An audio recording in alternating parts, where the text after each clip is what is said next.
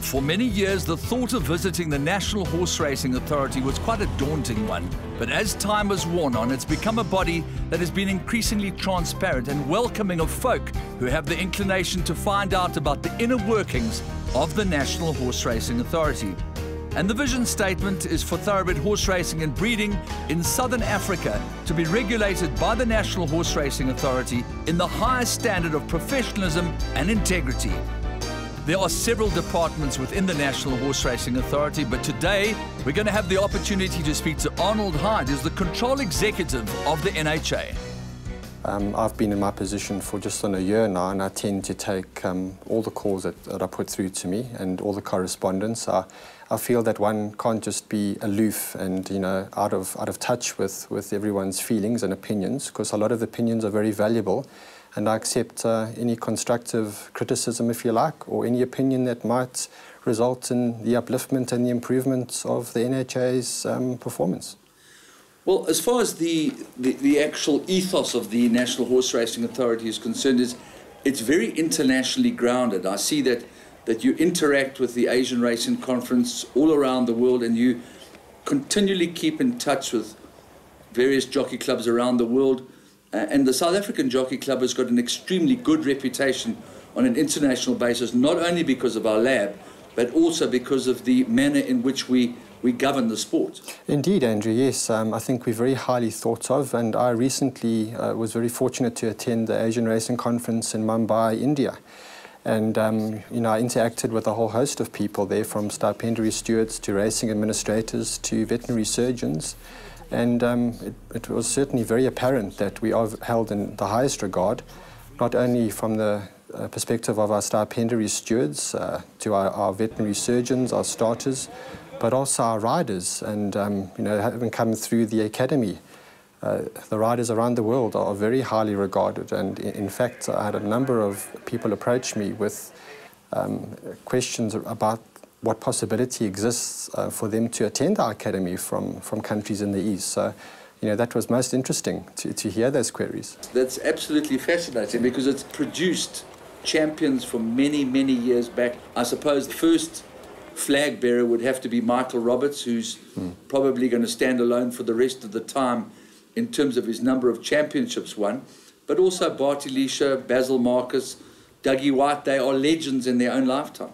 Absolutely. I think it's been like almost a conveyor belt of racing greats that have been produced from the academy. And of course, our most recent success story is Karis Teeton.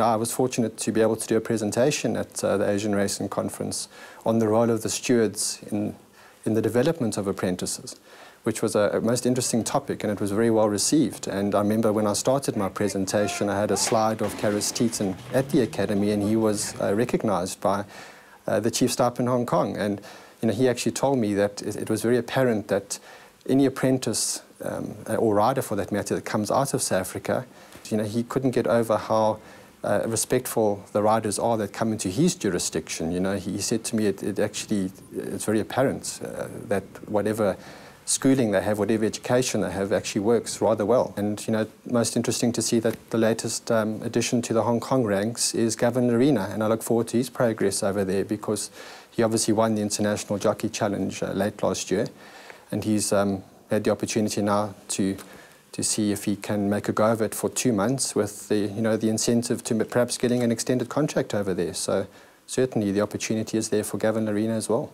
One never wants to prejudice people for their appearance. In your case, it's the exact opposite. You look like a very healthy, very outdoor kind of person. What is your background as far as horses are concerned? Well, Andrew, I've always been a horse lover from a very early age. My father was a top show jumper in Rhodesia, so we always had the interest of horses from a very early age. We immigrated when I was 8 years old to Cape Town in South Africa. I was educated in Cape Town, did my national service from there.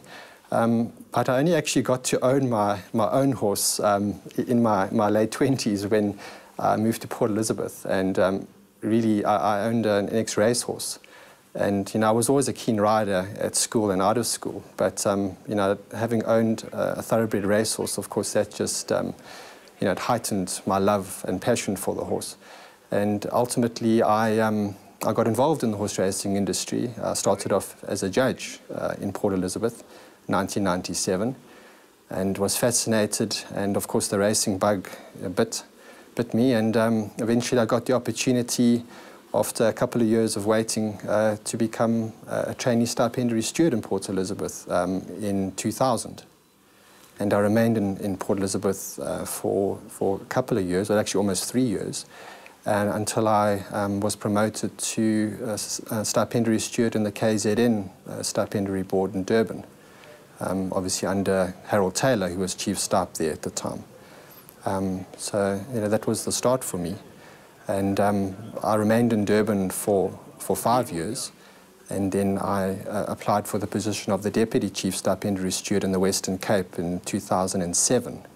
And I was successful with that and moved down to Cape Town as the Deputy Chief Stipendiary Steward, where I had 7.5 very happy years under 3 Chief Stipes, David McGillivray, Dudley Feldman and Ernie Rodriguez. So it was a good 7 years, learned a hell of a lot during those 7 years. And then, of course, I had the opportunity of applying for the Chief Stipendiary Steward that was vacant in Central Provinces, Johannesburg, Gauteng, in 2014. And I was successful with that application and moved up at the end of 2014 as the Chief Stipendiary Steward up here in Johannesburg, in this very building. So that was obviously a great move for me. It wasn't a very long position that I held as Chief Stipendiary Steward up here in Joburg, because I applied for the Racing Control Executive job when David McGillivray resigned to go to Qatar. And I was promoted to that post in April 2015. So it's just on a year now that I've been in this current position. So it's been quite a roller coaster ride. It's been a roller coaster ride, a very busy last year or so, a year and a half or so. But I've loved every minute of it. It's been very challenging, very stressful, I might add. But, I've thoroughly enjoyed it.